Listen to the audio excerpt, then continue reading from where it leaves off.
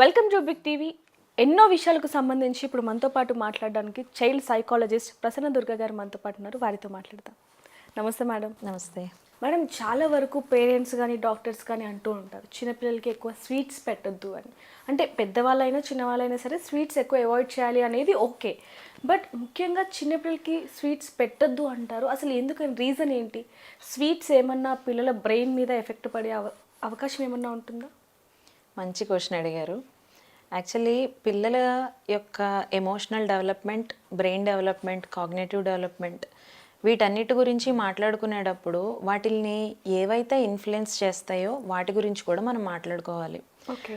అలా పిల్లల brain డెవలప్మెంట్ని influence చేసే వాటిల్లో షుగర్ అనేది క్రూషియల్ రోల్ ప్లే చేస్తుంది. బేసిక్గా స్వీట్స్ అనేవి ఏం తింటూ ఉంటారు పిల్లలు? Sugars, chocolates, ice creams, pastries, processed food ఇవి ఎక్కువ ఇష్టపడుతూ ఉంటారు. అసలు ఇలాంటివి ఒకటి తినే పదార్థం ఉంది అని వాళ్ళకి ఎలా తెలుసు? పుడుతూనే నేర్చుకుంటూ అయితే పుట్టారు కదా, మనం అలవాటు చేసినవే.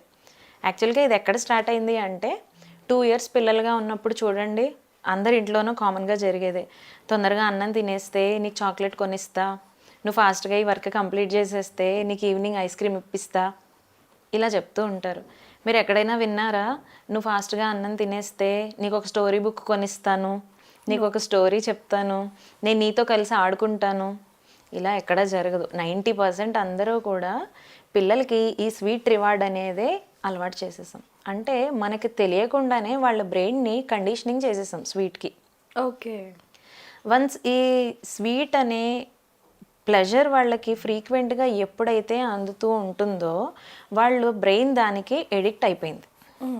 అంటే దాని ప్రభావం ఎంతవరకు ఉంటుంది అని తెలియక మనం కూడా వాంటెడ్గా చేసింది ఏం కాదు, అలా జరిగింది అంతే. లాంగ్ రన్లో ఇంత ఇంపాక్ట్ ఉంటుందని తెలియక చేసినవి. ఎప్పుడైతే షుగర్స్ అనేవి బాడీలోకి వెళ్ళాయో వాళ్ళ బ్రెయిన్ మెల్లగా ట్యూన్ చేసుకుని ఒక హింట్ ఇస్తూ ఉంటుంది. ఏమని? Crave for chocolate, crave for ice cream అని హింట్ ఇస్తూ ఉంటుంది వాళ్ళకి. వాళ్ళు అది కంట్రోల్ చేసుకోవడం రాక బయటకు చెప్తూ ఉంటారు. మీరు ఎప్పుడైనా విన్నారా I'm craving for fruit salad, I'm craving for vegetable salad అని ఎక్కడైనా విన్నారా? ఎవరు చెప్పరు. ఎప్పుడు కూడా I'm craving for chocolates, I'm craving for ice creams అనే వింటూ ఉంటాం. మనం తెలియకుండానే పిల్లల బ్రెయిన్ని కండిషనింగ్ చేసేసాం స్వీట్స్కి. వన్స్ వాళ్ళకి ఎప్పుడైతే ఆ షుగర్ అనే స్వీట్ రివార్డ్ వాళ్ళకి ఫ్రీక్వెంట్గా అందుతూ ఉంటుందో ఖచ్చితంగా వాళ్ళు దానికి అడిక్ట్ అయిపోయారు. అయితే మనం చూడొచ్చు మేడం, బయట కూడా చిన్నపిల్లలు, మన ఇంట్లో పిల్లలు అయినా సరే స్వీట్స్ తిన్న తర్వాత అసలు వేరే టేస్ట్ అసలు తీసుకోరు. ఓన్లీ స్వీట్గా ఉంటేనే, చాలామంది అన్నంలో చక్కెర వేసి కలిపిన పేరెంట్స్ని కూడా మనం చూస్తాం.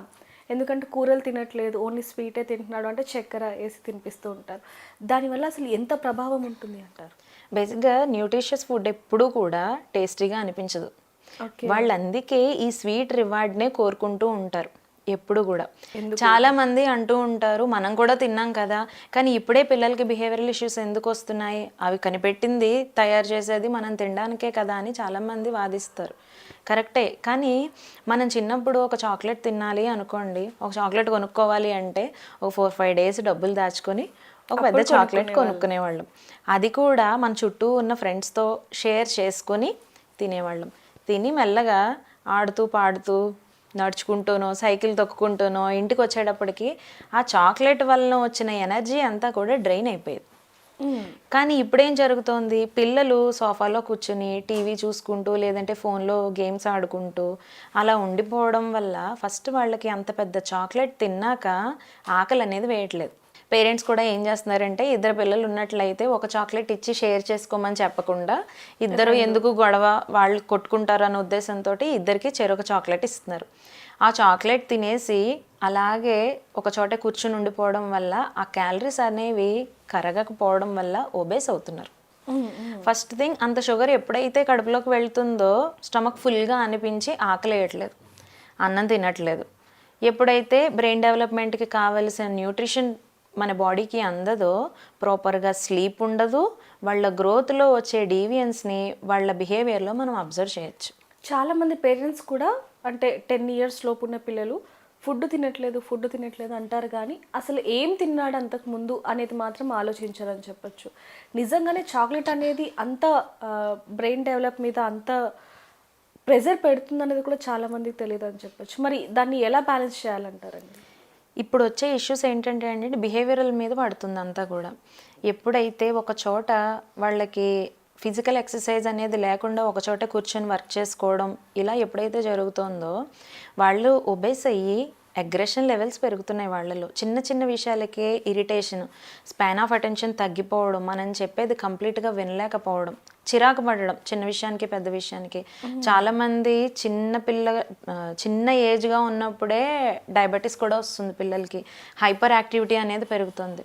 సో పేరెంట్స్ ప్రాపర్గా ఫుడ్ చాట్ అనేది మెయింటైన్ చేయడం వల్ల, పైగా ఇంకొక విషయం ఏంటంటే ఇక్కడ మనం ఇచ్చే రివార్డ్ పిల్లలకి ఇవ్వాలి డెఫినెట్గా. వాళ్ళు ఎప్పుడైతే గుడ్ థింగ్స్ చేస్తూ ఉంటారో, గుడ్ బిహేవియర్ని ఎగ్జిబిట్ చేసినప్పుడు డెఫినెట్గా మనం రివార్డ్ ఇవ్వాలి. కానీ ఏ ఏజ్కి ఎలాంటి రివార్డు ఎంతలో ఇవ్వాలి అనేది పేరెంట్స్ ఒకసారి ఆలోచించుకోవాలి. అలా మానిటర్ చేసుకుంటూ వాళ్ళ డైట్ని రెగ్యులర్గా ప్రాపర్గా సెట్ చేసుకున్నట్లయితే ఇలాంటి బిహేవియరల్ ఇష్యూస్ అనేవి తగ్గించుకోవచ్చు. అసలు ఏ ఏజ్ నుంచి షుగర్ వాడాలి అంటారు పిల్లలకి? షుగర్స్ అనేవి కంప్లీట్గా అవాయిడ్ చేయడమే బెటర్ అండి. చాలామంది బెల్లం మంచిదే కదా, అదేమి రిఫైన్డ్ షుగర్ కాదు కదా, హనీ కాదు కదా అనేసి అంటారు. బట్ షుగర్ ఏదైనా కూడా మన బ్రెయిన్ మీద చాలా ఇంపాక్ట్ చూపిస్తుంది. కంప్లీట్గా షుగర్స్ అనేవి అవాయిడ్ చేయడం అనేది బెటర్. ఎందుకంటే వన్స్ ఆ షుగర్ కంటెంట్కి మన బ్రెయిన్ ఎప్పుడైతే ఎడిక్ట్ అయిపోయిందో అది దాని క్రేవింగ్స్ నుంచి బయటకు రావడం అనేది చాలా కష్టం.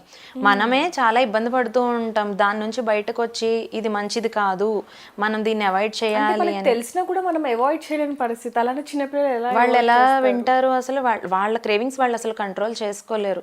సో చిన్నప్పటి నుంచి దాన్ని అవాయిడ్ చేసినట్లయితే పెద్ద అయ్యాక అంత ఎడిక్షన్ అనేది ఉండదు వాళ్ళకి. ఓకే, అంటే చాలామంది పేరెంట్స్ కంప్లైంట్ ఇస్తూ ఉంటారు, డాక్టర్స్ దగ్గర కూడా వెళ్ళి ఆకలికి ఒక టానిక్కో లేకపోతే ఇంకేదో సిరప్ ఏదో ఒకటి ప్రిఫర్ చేస్తూ ఉంటారు డాక్టర్స్ కూడా. కానీ అసలు మూల కారణం ఇక్కడ నుంచి అనేది కూడా చాలామందికి తెలియదు. షుగర్స్, ఈ జంక్ ఫుడ్ ఏదైతే ఉందో, ఈ sweets, cool drinks, ice creams, processed food, వీటిని తగ్గించడం వల్ల ప్రాపర్ స్లీప్ అనేది మెయింటైన్ చేస్తూ ఉంటే పిల్లల్లో 40% బిహేవియరల్ ఇష్యూస్ అనేవి కంట్రోల్ చేసేయచ్చు. చాలామంది పేరెంట్స్కి తెలియదు, ఏం లేదు కదా బాగానే ఉంటున్నాడు అనుకుంటాం. కానీ ఈ హైపర్ యాక్టివిటీ అనేది జంక్ ఫుడ్ తీసుకోవడం వల్ల కూడా వస్తుంది.